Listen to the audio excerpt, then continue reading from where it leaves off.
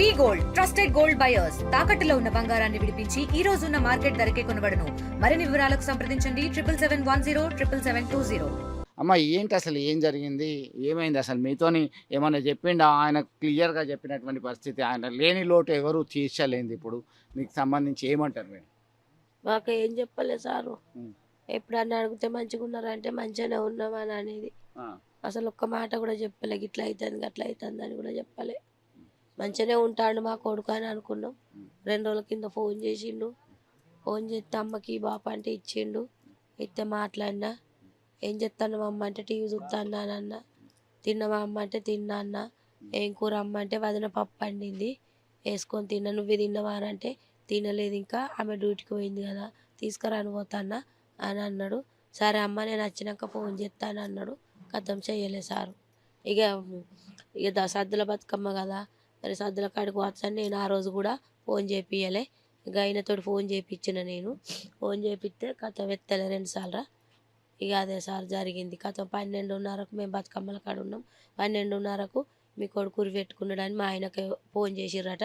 కథం ఆడావుడిగా వెళ్ళిపోయినాం సార్. ఇక ఏం జరిగిందో ఏమో. ఆయన అక్కడ మేము ఇక్కడ దగ్గరుంటేనేమో ఏదైంది అన్నది చూసుకుందాము. దూరం ఉన్నాడు కాబట్టి ఆయన ఎట్లా చేసిండో ఏది చేసిండో ఆ వీడియో చూసిన తర్వాత మాకు తెలిసింది సార్. అంతే, మాకు తెలిసింది అంతే.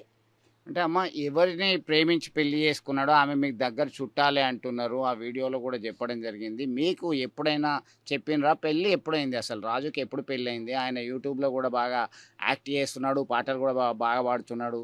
అయినా ఆయనకున్న బాధను మీకు చెప్పిండా ఎప్పుడన్నా ఇట్లా జరుగుతుందని?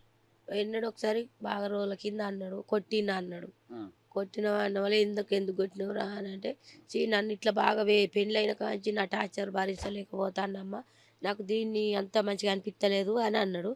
మరి రా ఈడికి రా, నువ్వు ఎందుకు అంత టార్చర్ అనిపిస్తున్నావు అంటే అంటే భార్య టార్చర్ పెడుతుందన్నాడా? అన్నాడు. ఏం పేరు ఆమె పేరు? సౌందర్య. హ్మ్.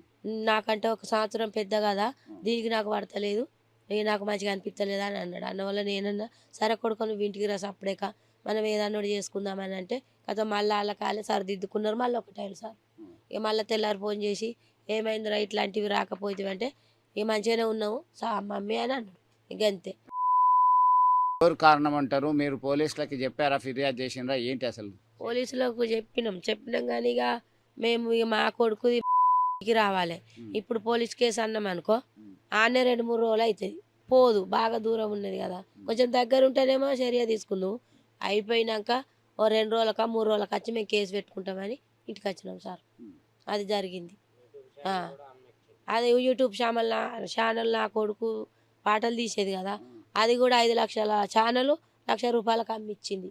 నువ్వు పాటలకు పోవడం అవసరం లేదు, నువ్వు అటు పోవడం అవసరం లేదు అని మొత్తం ఘోరంగా. మీ ఇంటికి పోవద్దు, మీ అవ్వగారింటికి పోవద్దు, మనం ఈయన్నే ఉండాలి, మీ అమ్మతోటి అవసరం లేదు, మీ డాడీతోటి అవసరం లేదు, మీ వదిన కూడా నీకు ఊకే ఫోన్ చేస్తుంది, మీ వదినతోటి కూడా అవసరం లేదు, మీ అన్నతోటి అవసరం లేదని ఊకే టార్చర్ పెట్టేదట. మా వాళ్ళని ఎందుకు తిడతావు, నా గురించి మా వాళ్ళని ఎందుకు తిడతావు, మీ వాళ్ళు దగ్గర ఉన్నారు ఆయన, మీ వాళ్ళని ఊకే చూస్తానని మా వాళ్ళని తిడతాన్నవా అనిగా నా కొడుకు బాగా టార్చర్ అయిపోయింది.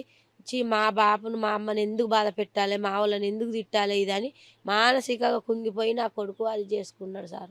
జరిగింది అది, మాకు తెలిసింది అది. నా కొడుకు దగ్గర ఉంటే మేము ఏదో చేసుకుందాం ఎట్లా చేసుకుందాం కానీ కానరాని రాజ్యాన్ని ఉన్నాడు. అక్కడ విషయాలు మాకు ఎక్కడ తెలుస్తాయి సారు. నా ఇంటికాడ ఉంటే భార్య భర్తలకు లొల్లి వచ్చినా కానీ ఎందుకని మేము సరిదిద్దుకునేటోళ్ళం. కానీ దూరాన్ని ఉన్నారు. వాళ్ళ మధ్యలో ఉన్నది నా కొడుకును చంపింది. వాళ్ళ మధ్యలో చుట్టూ వాళ్ళ మధ్యలో ఉన్నది వాళ్ళ అమ్మ, వాళ్ళ పిన్ని, అది ముగ్గురు కలిసి చంపిళ్ళు సారు. జరిగింది ఇది. మరిన్ని వీడియోస్ కోసం ఛానల్ ని సబ్స్క్రైబ్ చేయండి. లేటెస్ట్ అప్డేట్స్ కోసం వాట్సాప్ ఛానల్ ని ఫాలో చేయండి. అండ్ లింక్ డిస్క్రిప్షన్ లో ఉంది.